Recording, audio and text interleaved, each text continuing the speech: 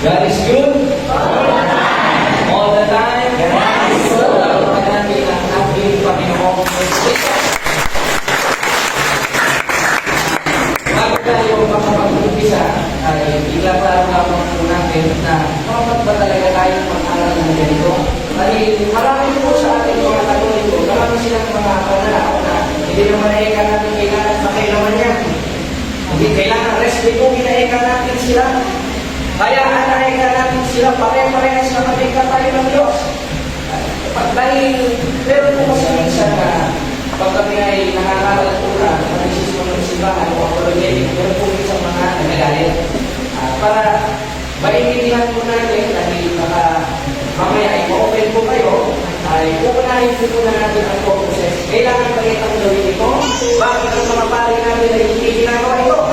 Dahil sa tunay na simbahan po nasa Biblia, meron po kanyang-kanyang dapat ugaliin. At ito sa akin po matindalin isa, sulat po ni Apostol Pablo sa 3:15 na unang Timoteo. Ano bang sabi? Ngunit,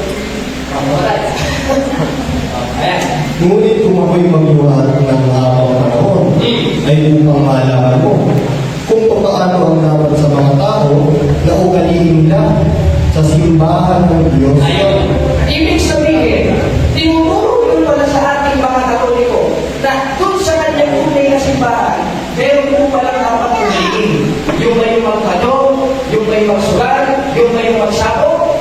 Basahin natin kapatid na JP para klaro, sitas, dahil kung ang inulam namin kanina ay tayo naman ay mag-uulam ng natapotapong na mga kapitulo, versikulo. Sa 12 hanggang 13 ng Ecclesiastes, o Ecclesiastes 12:13. Ano ba ang sinasabi?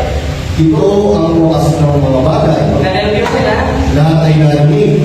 Ikaw ay matakot sa Diyos at sundin mo ang kanyang mga utos. Nalampakan natin ng ating Panginoong Jesucristo. Kaliwanag na, naiintindihan natin sa tatlong talata lamang na yung dapat po pala natin ugaliin sa tunay na simbahang nasa Biblia ay yung magsunod sa utos ng Diyos. Amen? Amen. Ngayon, ano ba yung isa sa dapat ugaliin na siyang magsunod sa utos ng Diyos? Basahin natin ulit sa 28:20 sa Mateo. Ano pong ating mababasa? Iba na yung ang ating sunod na nabasa. Sige, basa. Na ituro ninyo sa kanila na ganapin ang lahat ng mga bagay na iniutos ko sa inyo. Ayun naman pala. Ibig sabihin, isang utos sa dapat ugaliin sa tunay na simbahan na siyang pagsunod sa utos ng Diyos ay yung pagtuturo. Minsan may nagkaroon sa akin maganda, hindi ko alam kung chismosa. Naman ikaw brother, ang nakasulat naman ganyan, pagtuturo. Hindi naman yung ginagawa niya, panira. Teka po muna, Lola, nag-bless ako.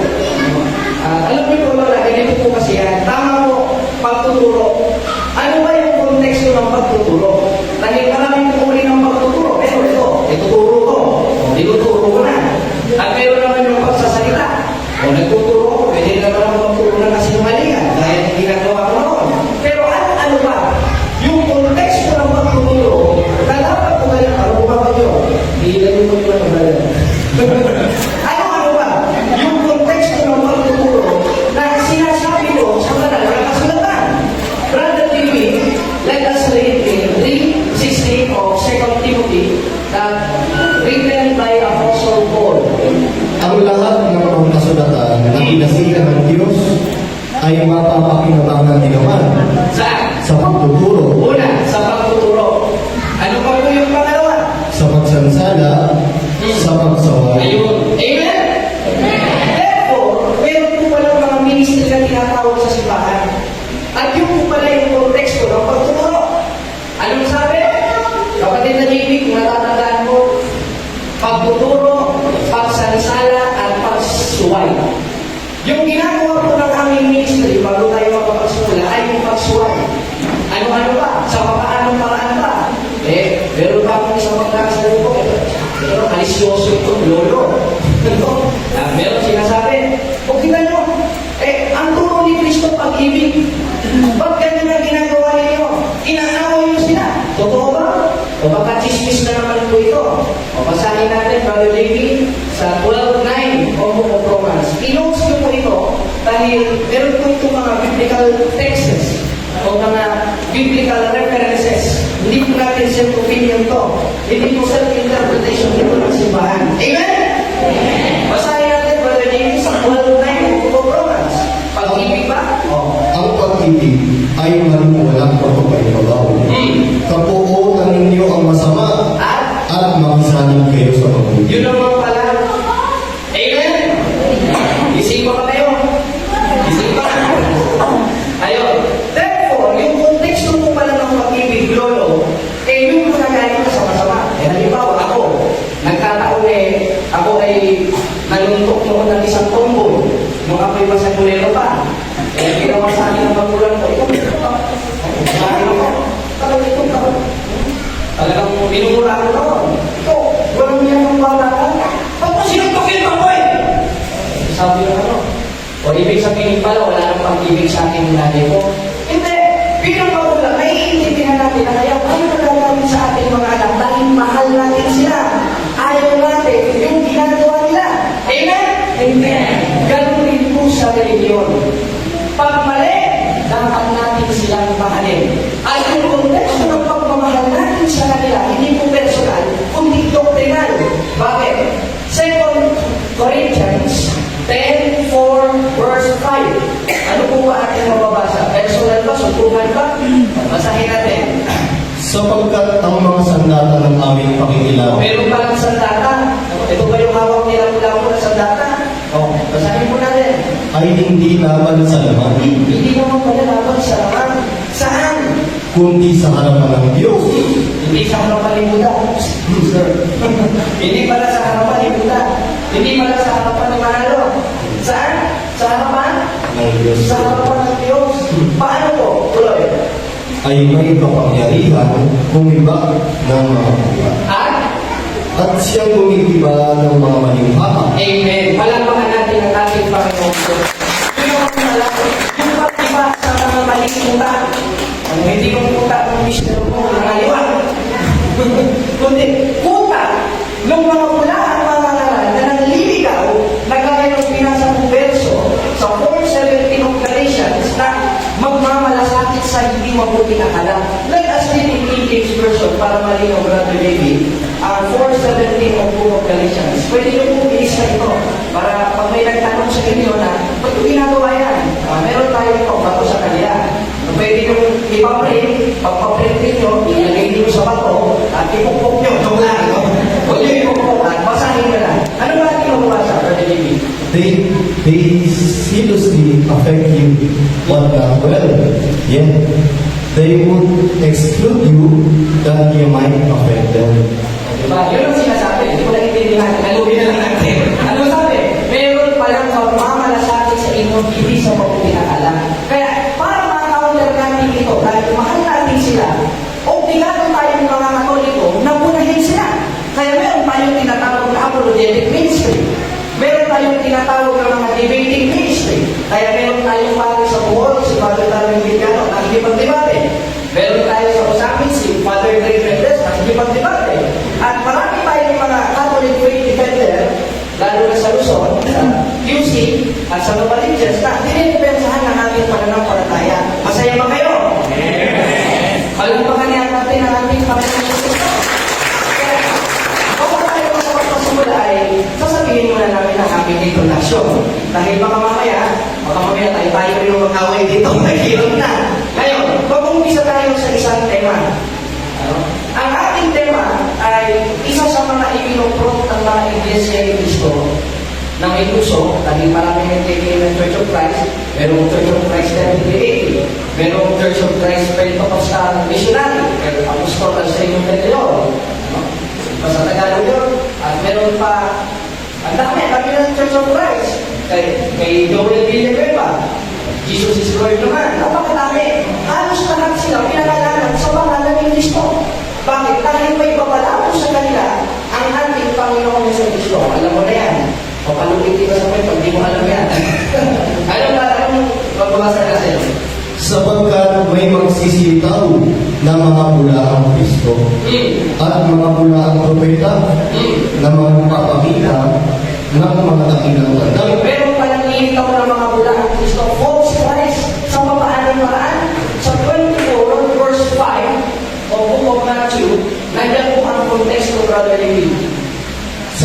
maraming magsisiparito sa aking pangalan. Ayun, natumbok natin. Kaya pala na, meron ang dami, meron Jesus is Lord, meron Pentecostal Missionary Church of Christ, napakadami nila. Kaya ayon mismo sa ating Panginoong Hesus Kristo, meron palang magsisiparito, nagagamit sa ating pangalan. Ngayon, sino ang alam niyo gano'ng sister na pumalito sa pangalan ni Kristo, hindi pa itong iglesia ni Kristo? Yung pala yung sinasabi ni Kristo, kaya dapat pala mag-ingat tayo. Amen? Amen! Ngayon, tupukin natin ang kanilang argumento. Ang kanilang argumento, unang ginabasa nila ay yung versikulo 16, o kapitulo 16, versikulo 18, ng aklat ng Mateo. Ano po ating mababasa? Basahin natin ba rin yun?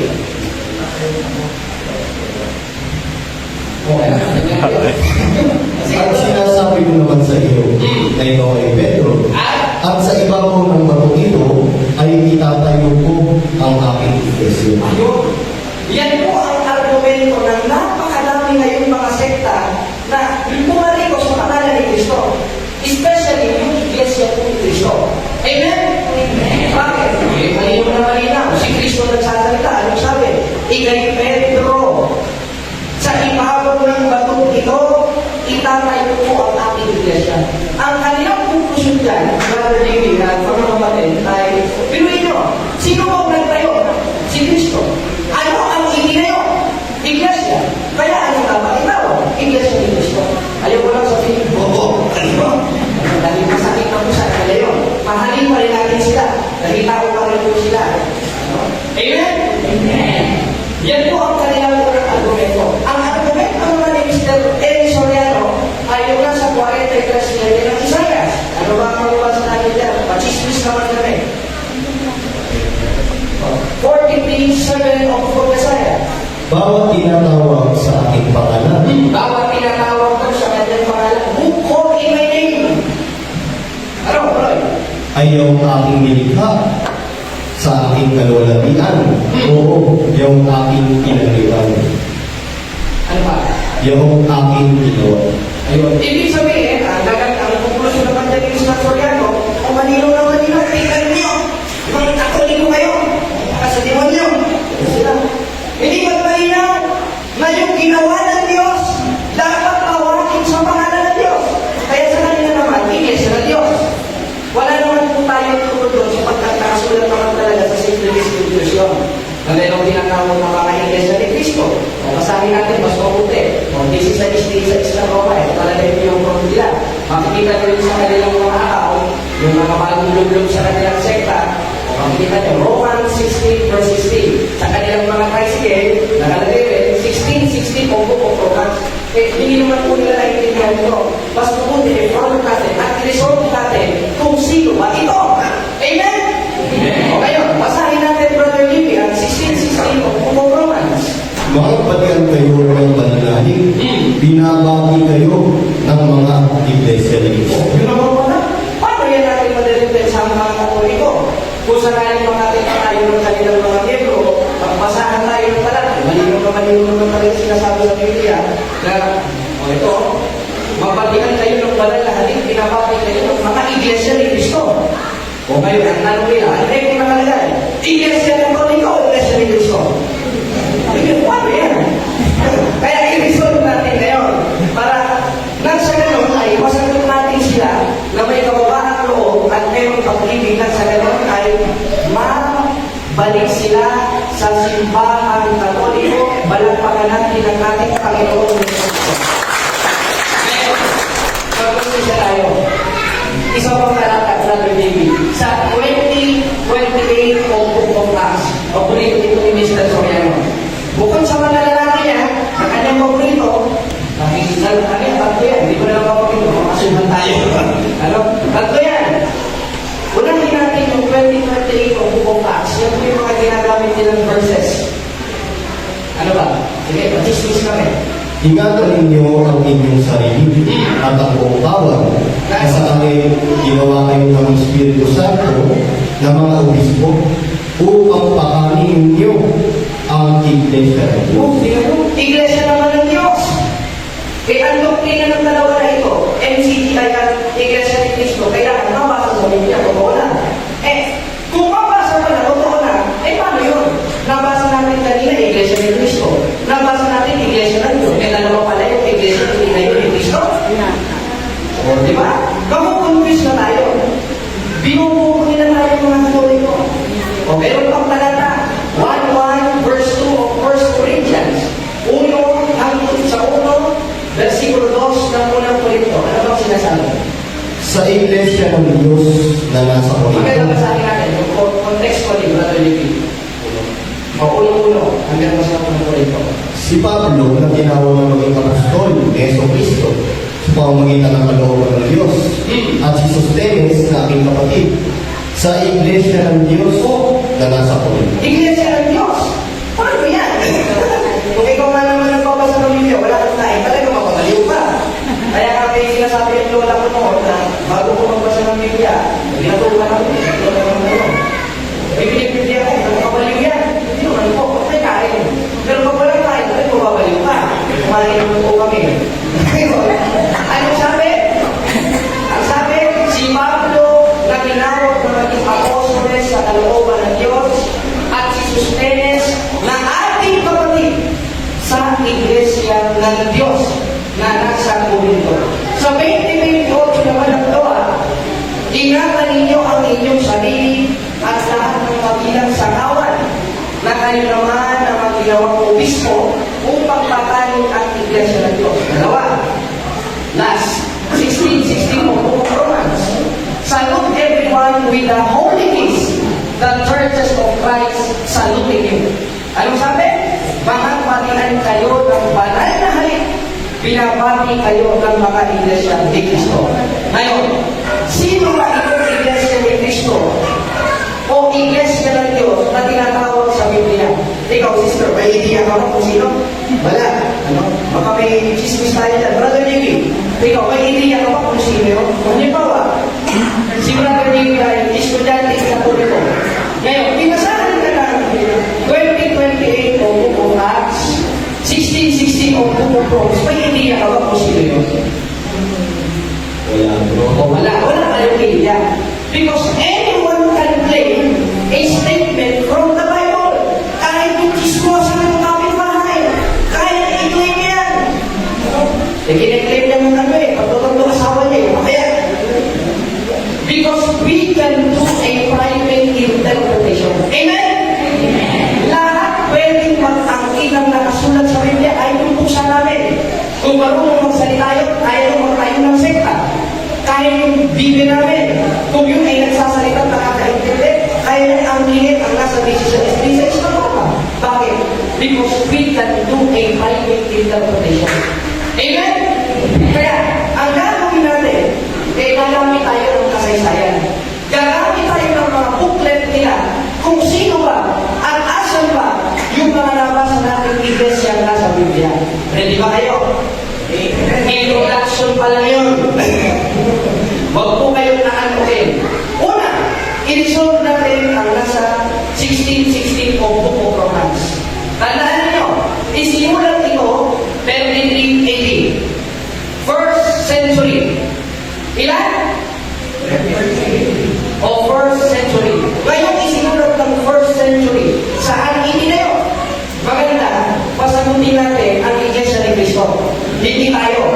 Basahin natin sa kanilang pasuko.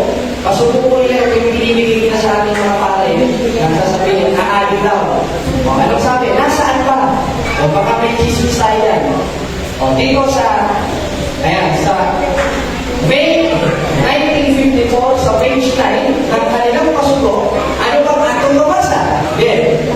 Alin ang tunay na iglesia? O, may question mark. Merong tanong. Ayon sa kanilang doktrina, alin ang tunay na iglesia? Nasaan?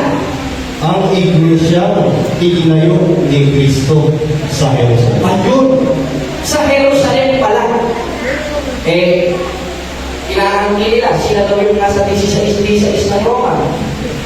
Saan ba sila itinayo?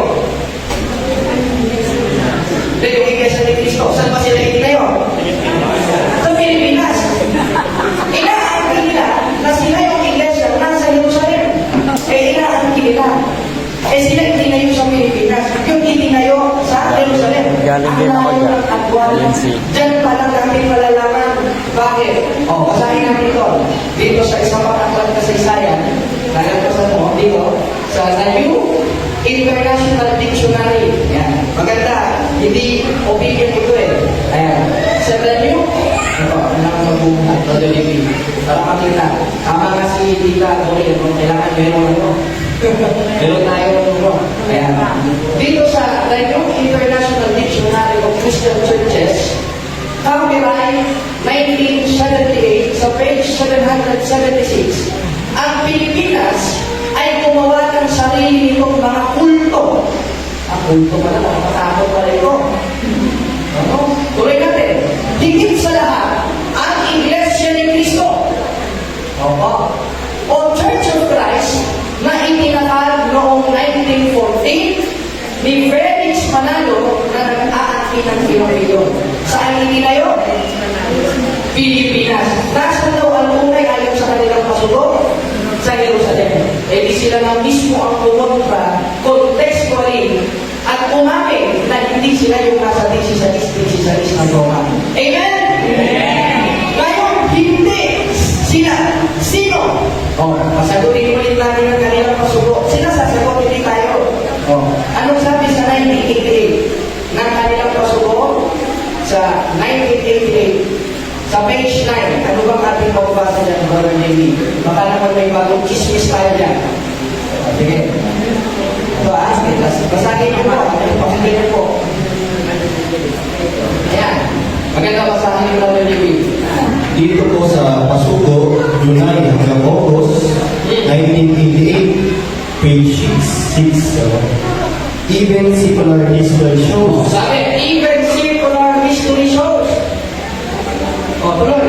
They are defining between the Catholic Church and the Apostle, leading to a conclusion that the true Church of Christ is the Catholic Yun Church. naman pala eh. Ang sabi, even the circular history shows a direct time link between the Catholic Church and the Apostles, leading to a conclusion that the true Church of Christ is the Catholic Church. Ano pa ka natin ang mga ito? Sinasabi sa kanilang palabawasahin na hindi sila ang nasa 16 ng Roma. Amen? Amen. Sapagkat saan itinayo? Sa Jerusalem.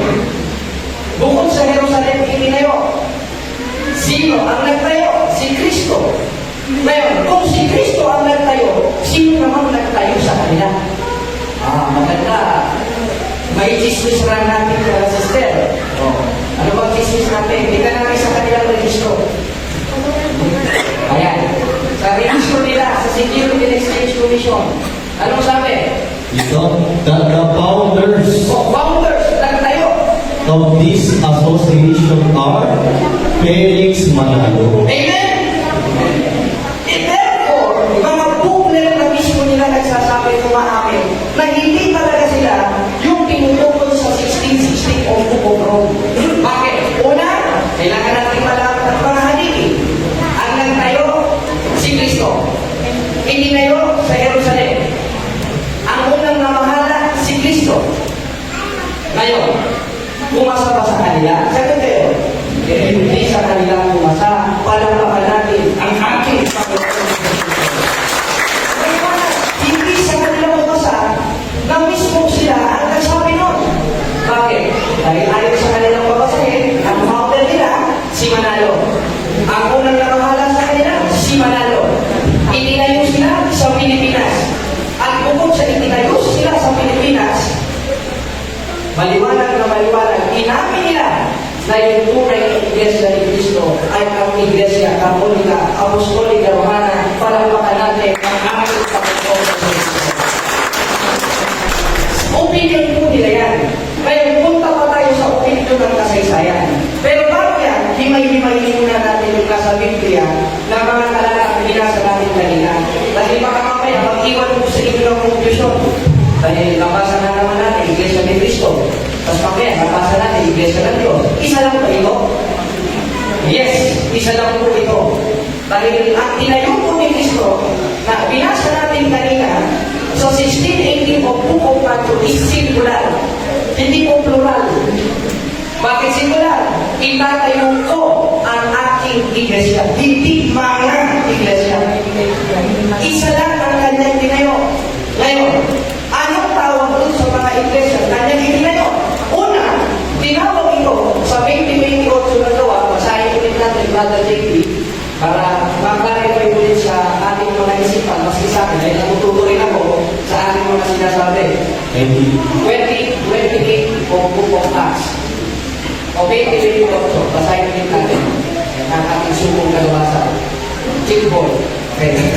Ito tagay. Ingatan ninyo ang inyong sarili at ang buong kawan na sa kanya'y ginawa kayo ng Espiritu Santo na mga obispo upang pakanin ninyo ang iglesia ng Diyos. Ayun. Una, tinawag itong iglesia ng Diyos. Ngayon, iisa lang ba yung iglesia ng Cristo, iglesia ng Diyos? Sa ikaliliwanag ng lahat, yung Diyos po na tinutukoy dito, yun po ang ating Panginoong Jesucristo na nagtayo ng simbahan na yun. Kaya tinawag na iglesia sa Diyos o iglesia ng Diyos. Sino yung Diyos na yun? Dako naman tayo sa argumento ng iglesia ni Cristo. Kaya, magtataka kayo, hati po ang paliwanag ng MCGI at ano dito eh. Kung sa kanila kayo makikinig, magkakaroon talaga ng contradiction sa Biblia. Bakit? Dahil unang-una, hindi naman kasi sa kanila nagdaling ang Biblia. Kaya, kahit parang pumulot lang ng pantay butas, isinuot na lang kahit hindi kaya sa kanya, ayun, magkalus-lus tuloy. Ganun rin, biblical speaking. Kumuha ka ng mga ano sa Biblia, hindi mo naman iintindi yung konteksto, magkakaroon na ng contradiction. Ganun po ang nangyari sa dalawang sekta na yan. Yung isa, kinuha yung Churches of Christ. Yung isa naman, kinuha yung Church of God. Yung pala totoo, ito rin ang totoo. Nagkaroon na ng pangdaan sa Biblia. Kaya tuwan-tuwa ang mga Muslim sa atin. Bakit? Because they have no authority to preach. Wala silang otorisasyon magbasa ng Biblia. Amen? Dahil galing ang Biblia sa simbahang Katoliko. Ang nag-compile ng Biblia ang simbahang Katoliko. Basahin natin sa kasaysayan, year 405 AD. Sino ang nag-compile? Sino ang tumo?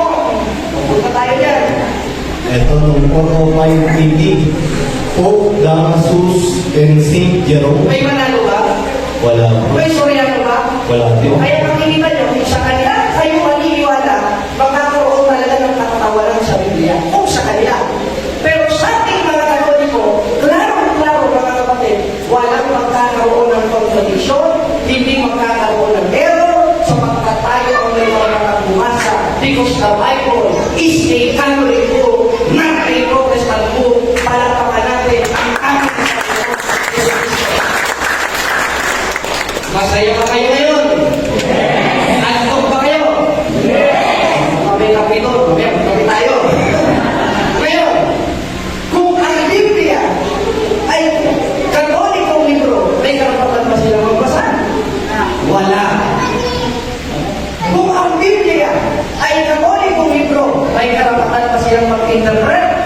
Wala. Dahil pag sila nag-interpret, pare-parehas tayo may palo sa buwet, palampakan natin ang aming kaya paliwanag na yung Church of God, yung subject of the sentence po ng God doon, yun ang ating Panginoong Jesucristo. Kaya yung Church of Christ and Church of God na sinasabi sa Biblia, isa lang po yun. Ang itinayo yun, first century.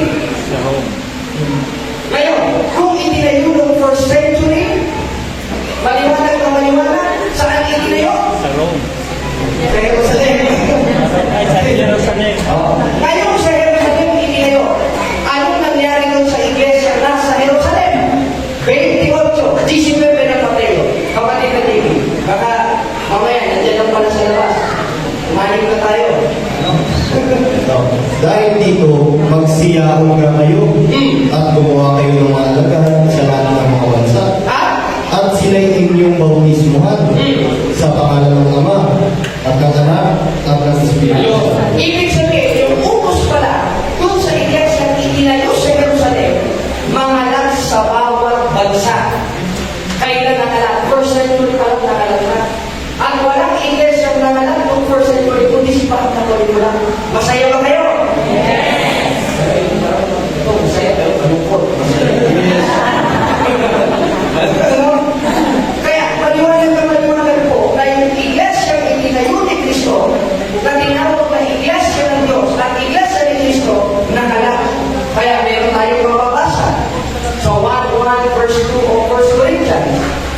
Church of God in Corinthians. Na ayon sa kailan na naturuan ng mga apostoles, anong ating mababasa? 9:31 ng gawa sa Sagrada Biblia, kapatid na JP, para madali natin maunawaan, ano po ba yun? At sino ba yun?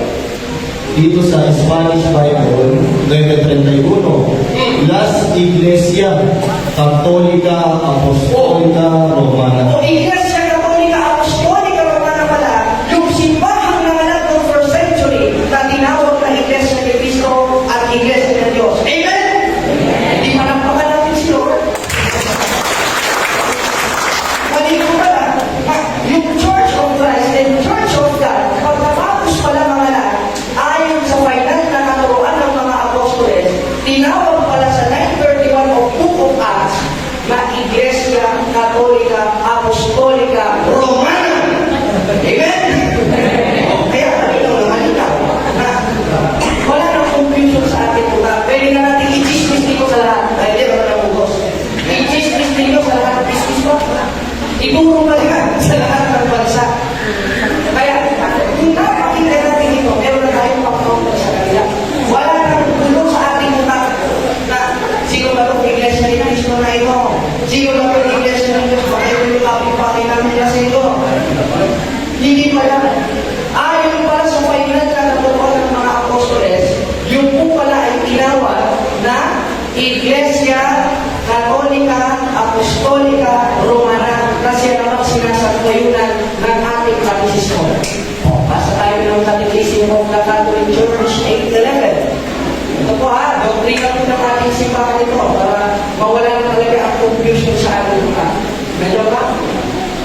Ayan, ano ba sa kapatid na David? Dito sa CCC 8:11, this is the soul, Church of Christ, which in the faith we profess to be one, holy, Catholic, and Apostolic. Malinaw, this is the soul, the Church of Christ, which in the creed we profess to be one, holy, Catholic, and Apostolic Church. Malinaw, palampakan natin ang ating simbahan. Yung first century pa lang na unawaan na natin ito. E ba't hindi natin alam? Bakit? Dahil ang inuuna natin, chismis. Ang inuuna natin, sabon. Ang inuuna natin, daldalin yung kapit-pakit yung natin ang bro. Sa mga kabataan naman, ang inuuna, TikTok. Ang inuuna, etc. Kaya kung kinalang, nandito tayo sa Open for Christ na unawaan natin ang doktrina ng ating Panginoon sa Kristo. Ngayon, punta naman tayo sa kasaysayan. Kung yung iglesia na yun, sa Biblia na tinawag na iglesia ni Cristo, iglesia ng Diyos, ay, yung pala ang iglesia Katolika, ulitin ko ang tanong, saan hindi na yun? Sa Jerusalem. Para maklaro, kumuha tayo ng mga chismoso dito sa mga motor ng aklat ng mga nagsusuri para mapapamahalan pa ang alis natin kasi baka mamaya self-interpretation. Baka mamaya focus. E di kumuha tayo ng mga historians mismo na mga matatalino pa sa atin. So ako, drop out ako eh. Di kumuha tayo ng guro. Dito po sa kasaysayan, sa The New Book of Knowledge Encyclopedia, Volume 16, page 287, ano ba ating mababasa? Tuloy. Roman Catholic Church. The history of the Catholic Church began in Upper Rome in Jerusalem. Almost 2,000 years ago, about 120 persons were gathering there. The church described to be the society that Jesus Christ founded. Amen? Kaya kasaysayan na mismo ang nagsaad na yung iglesia palang itinayo sa Jerusalem, yung pala ang iglesia Katolika at that society founded by Jesus Christ. Ngayon, kung founded by Jesus Christ, anong nangyari? Ulitin natin, nangalan sa bawat bansa. Kaya naayon sa paso natin, tuwing mahal na araw, magmula sa Jerusalem, lahat ay inyong libutin at aralan ng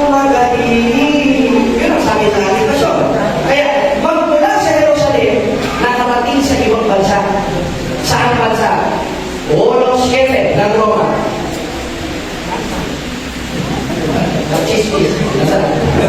Sa lahat ninyong nasa Roma, Nasa Roma na pala. Tuloy.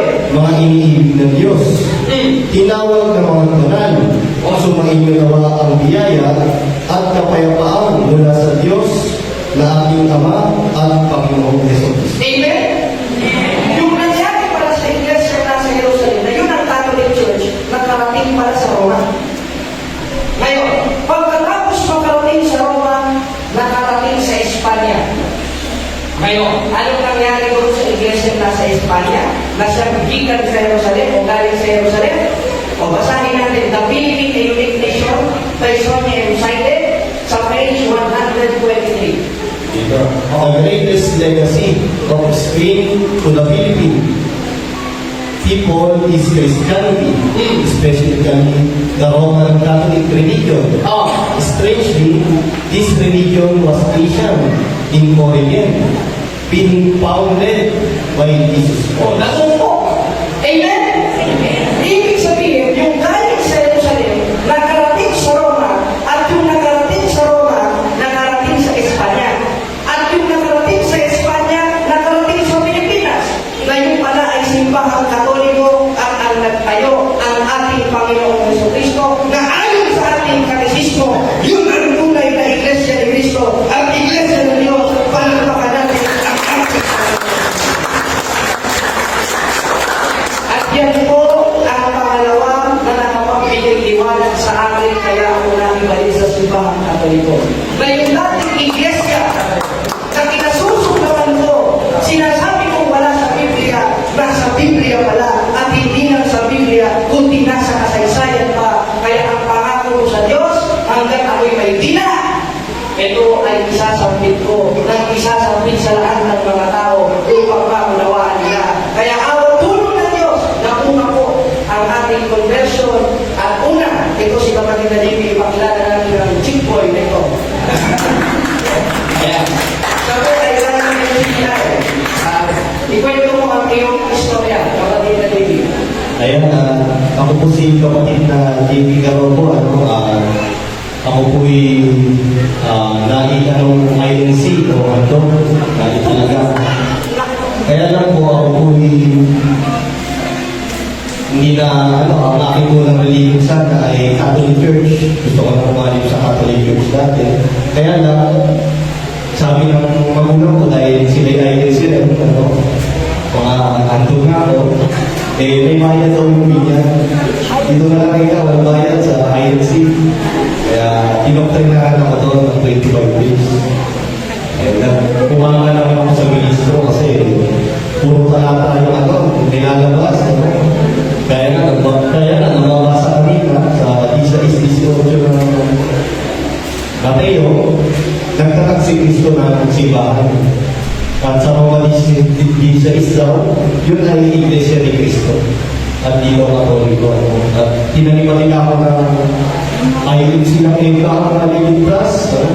Sa labas ng Iglesia, ano na, impiyano na lahat yan. Kaya naging timidyan naman po nila ako. Pinaglaban ko yung pananampalataya nila sa TikTok. Sabi ko sabi ko naman sa mga tao, punta kayo sa INC, papuntalit na kayo kasi may impiyano. May impiyano kayo dyan. At pinaglaban ko si Cristo yung tao lang. Hindi Diyos. At yun naman ay unawaan ko na kakontra ng Biblia. At ang binabasa naman nila dyan, yung mga kapatid, yung nasa auto ko ang tanong babasa yung ministro. Tanong mo ang pinagsisikapan yung patay. Natao! Natao! Kaya si Cristo tao na. Pinag-Diyos na. Natao na nagsasaysay sa inyo ng pagkakulang. At naunawaan ko yun na si Cristo pa rin hindi na tao, kundi Diyos din. Nung nalipat ako sa MCGI dahil may isang mga kangaral. Tagaligan ako kay Soriano. Kung kilala niyo yun, si Mr. Soriano. Kaya doon ako natuto ng mga talata na isa puso ko. Kaya na, umaamin na ako sa kanila, nagpatoktrina din ako doon. Sinabi ko sa mga magulang ko, nung pagkasabi ko sa mga magulang ko, galit na galit. Yan ay kasi Soriano, ano yan, paligyan, ano yan. Ano yan, malakas sumatake yan sa simbahan, sa iglesia. Ano yan, pag nasumama ka niya, lumayas ka sa bahay. Pag ginawa ko naman po, pinatuloy naman po ako dun sa lokal ng NCBI. Doon muna ako na dahil napilitan ako na umalis sa bahay. Dahil may nakapagsabi sa akin sa Biblia daw sa Mateo, ang mga talataya ba? Ang nagmamahal ng higit kay sa akin, sabi ng Diyos, ay hindi ka dapat sa akin. Ano? Ang nagmamahal ng higit kay sa akin sa kanyang magulang, ay hindi ka dapat sa akin. Kaya umalis ako sa bahay. Ayun lang ha. Nakilala ko si Brother sa MCD ay nagpatuloy kami. Dahil nga iba na yung iba kayo na mamahala na sa MCD ay si Daniel Rason na realist ko din na parang mali na ito inaanin ng konsepta. Nung doktrina lang palang galing Soriano kasi yung nag-doktrina. Tapos pagka nakaanin ko na si Daniel Rason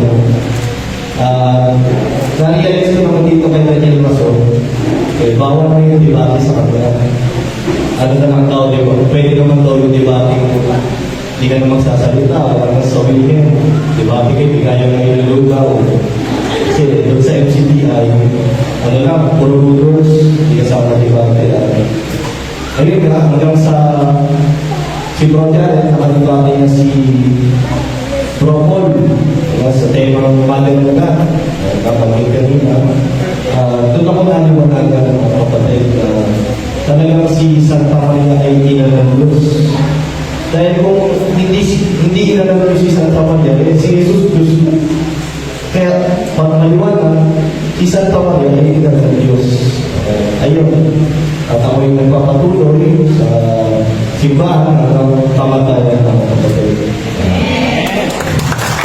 Ayun po ang story ko. Salamat po, kapatid. Isunod muna natin, tapos kasi kung kaya namahinga muna. Meron tayo po sa bahay, ewan ko, kulang pa ako sa ligo, ano eh. Meron na ako.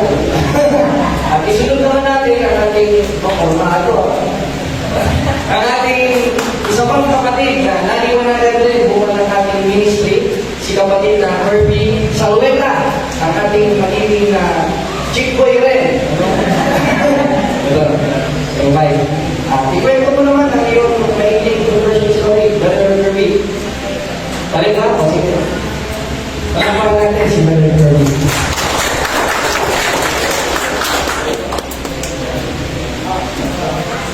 Maraming salamat sa pagkakataon ng mga Janet. Magiging na sa amin. Hindi ko na po pagkakalin na. Nagsimula po kasi nung pandemic po ay nag-away kami ng kapatid ko. Sinumala ko na po nung bago ko yung iyak po ako nang kasi nakapanood ko rin po nung bata pa ako nung elementary po ako noon ay mga Superbook series, tapos tuwing Holy Week yung mga Bible series po. Kumbaga nagkakaintiyan na po ako kung ano po nilalaman doon sa Bible. At binyalang Katoliko po kami magkakapamilya, pero hindi po kami ganoon maraming alam sa mga Biblia. Kumbaga nakakisnan po namin pananampalataya po noon. Napansin ko po ang aming tatay ay nagbabautismo ulit kahit sa binyagang Katoliko kami kasi di ko po nung maintindihan. Pero tumatak po sa akin nung grade 7 po ako ay yung mga natanggap bali sula po ay nakatanggap po ako ng mga pamasko ay pinabili ko po yun ng Biblia online.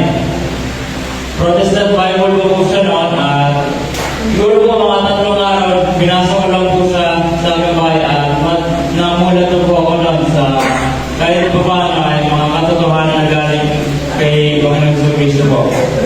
Kasi po, tabas mo doon, unless someone is born again, he cannot see the kingdom of God.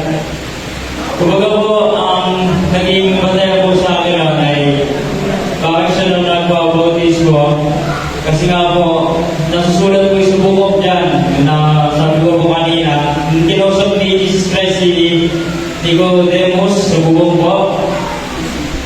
Ay tumatak po sa akin na magpapabaptize na rin ako.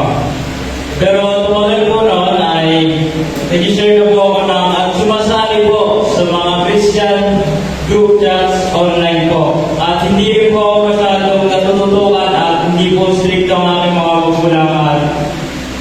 Hindi ko po masyadong masabi kung liberated, pero ano lang po. Kasi yung time na yun,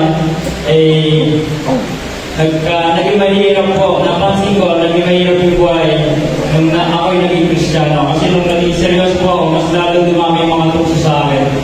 Kumbaga, nanood po ako ng mga adult content at kahit na gano'n, naghihirap na napansin ko na gano'n ay yung nagsisi po ako kay Jesus Christ noon.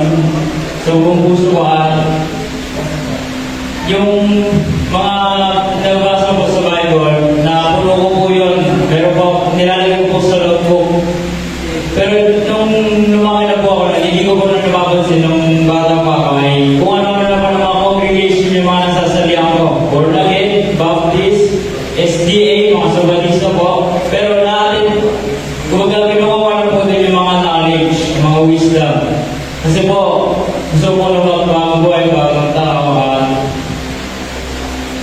yung pinagawa yung sinabi ng kapatid ko po, no, tungkol po sa Mobile Legends. At hindi po ako na-satisfy na ibang account yung gagamitin. Kailangan po kasi kami ng cellphone noon at ibang account kasi pag mayroong mga account doon sa isang email, pag natalo mo, bababa yung account. Kung napansin ko doon na hindi na worth it yung ilalagay ko sa sarili ko sa mga makamundong bagay na masaya, na contemporary lang siya. Kumbaga doon ako parang namulat yung filosofiya ko po. Kahit na sumurang edad ay naging kasangkapan para nandito ako ngayon. Bali, nangyari po noon, napuno ko po yung devotional note ko. Tinuturo ko sa sabi niya, may method pa sa pagbabasa ng Biblia. Kung tawagin ay SOAP method. Yung S po ng scripture, yung O, observation, yung letter A, application, at yung B, prayer. Susundan ko po sa noon at sinishare ko na rin po sa online, sa aking Facebook. Kumbaga, pagpatagal mo, nanonood na rin po ako ng mga godly content, mga Christian influencer. Kumbaga, nag-build up na yung kalaman ko po noon. Hanggang sa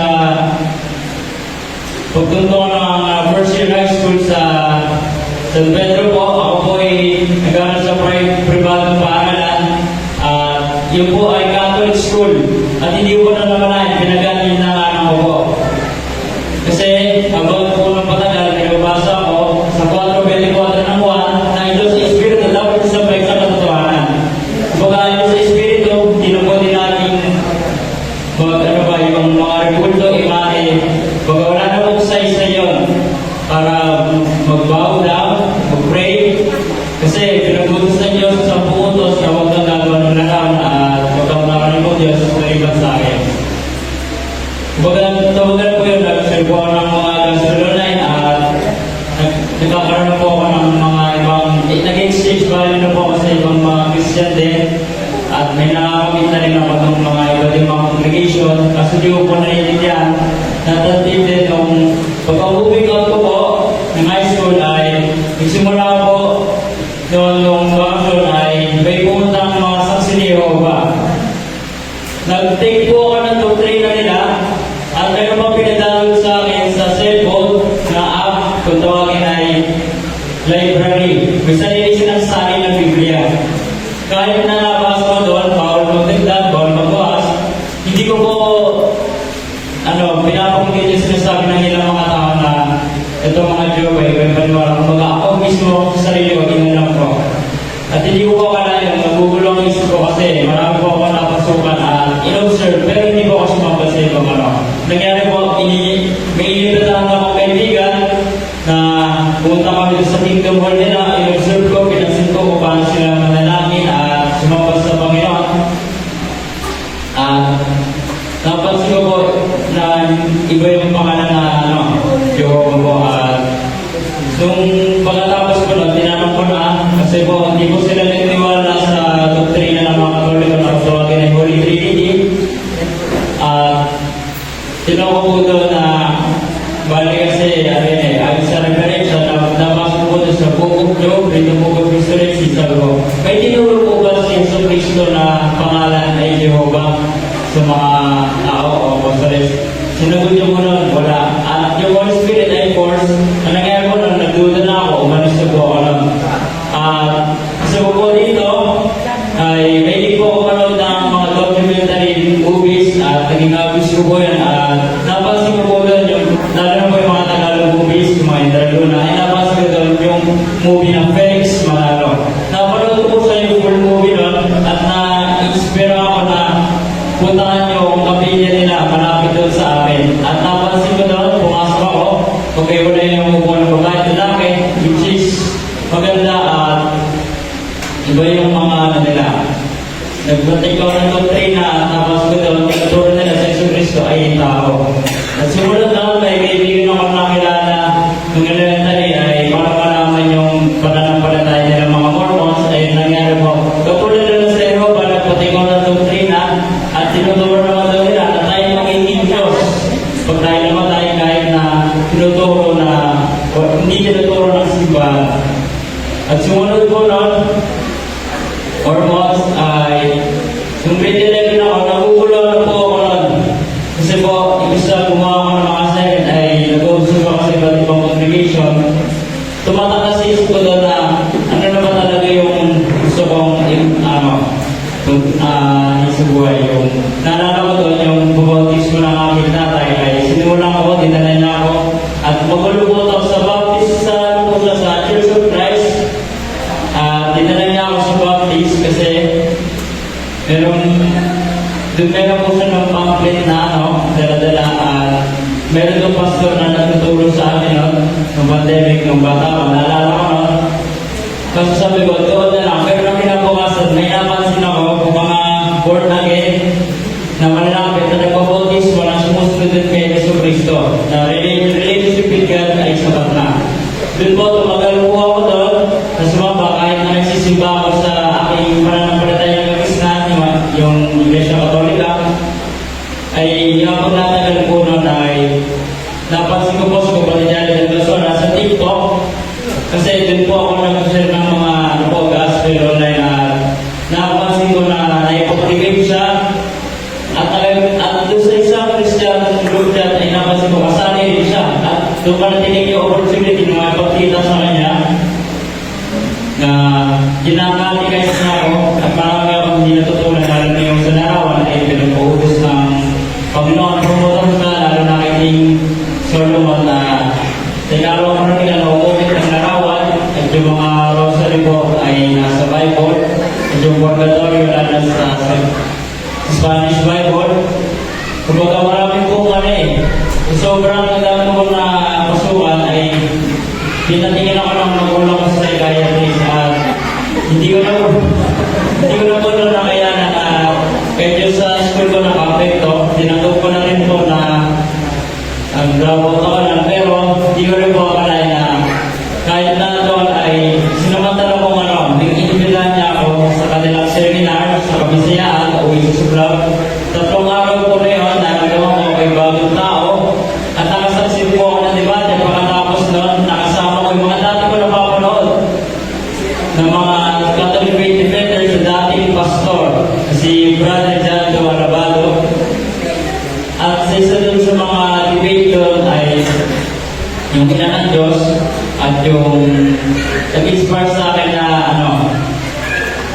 na kahit na baka ako yung pagtalo ay wala po akong tutulog kasi po tinuro-turo ng simbahan at tinuturo din po sa Bible na hindi dapat talangin at questionin.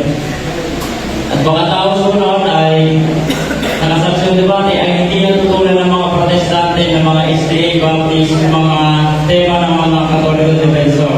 Nakasama ko sila noon sa Naga, Cebu. At hanggang ngayon po, yung top po namin sa Benguet ay magsabi ko na kahit paano ay ginabayan ng Panginoon, naging instrumento bilang kabataan, maging ilaw sa tao.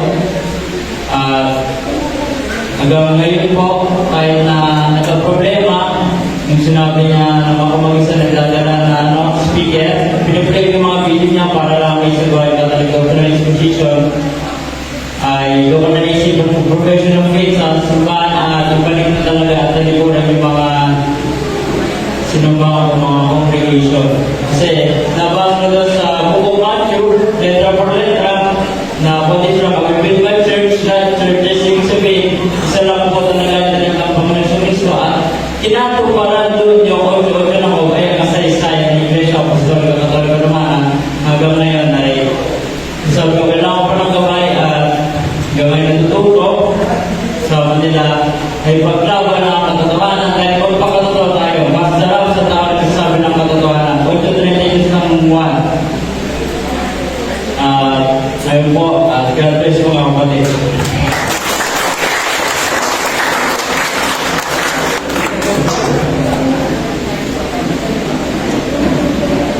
Salamat sa iyong pagpapasyon. Ay, nandito po ang ating mga converted. Bago po tayo makapagpapos, nandito po si Ida Dory, panampakan natin. Question na lang sa lupa. Thank you, Brother Jared. Pwede tayo mag-open forum. Meron pa tayong oras, di ba? Anong oras na ba? Okay, so 10 minutes. Okay, mag 9 o'clock, meron tayong 10 minutes. Question. May question tayo?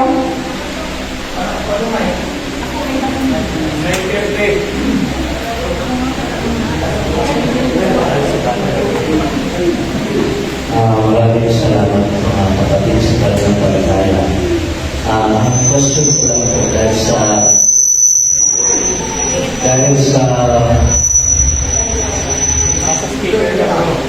ito. So, ang question ko lang po sa mga kapatid natin. So, ngayon po, naliwanagan na po kayo sa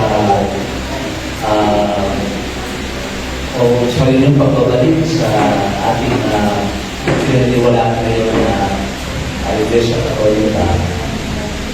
Paano nyo sinusuportahan ngayon yung gamit mo yung paniniwala? Paano nyo sinusuportahan yung mga mahal nyo sa buhay para makahayap nyo dito, no, sa paniniwala nito sa Iglesia Católica? At paano naman kayo ngayon sinusuportahan ng mga mahal nyo sa buhay? Una po, ang aking mga magulang talaga ay mga Katolik talaga. Ang aking lola, doon ako lumaki dahil piniriyan ko ng aking magulang, umalas na. Umalis na, nagkasawa ulit. After mag-iwalay, may asawa na naman. Dalawa. After mo, meron na naman isa. Kaya doon po ako lumaki sa aking lola. At sila po ay mga nalilungkot na Katoliko noon. Kaya wala po naging problema nung ako po ay bumalik. Susuportahan po kami sa isa't isa. Minsan kinakatigay po sila, pag magsisimba sila, ituwan po sila yung pag-umpisan, kung paano ang tamang pag-umpisan, ewan ko lang po dito kung ito may mga problema. Yun po, nagkakaroon po ng problema nga ako pag uwi ako sa bahay. Mag-aaral ako ng aral ng simbahan. May umulong.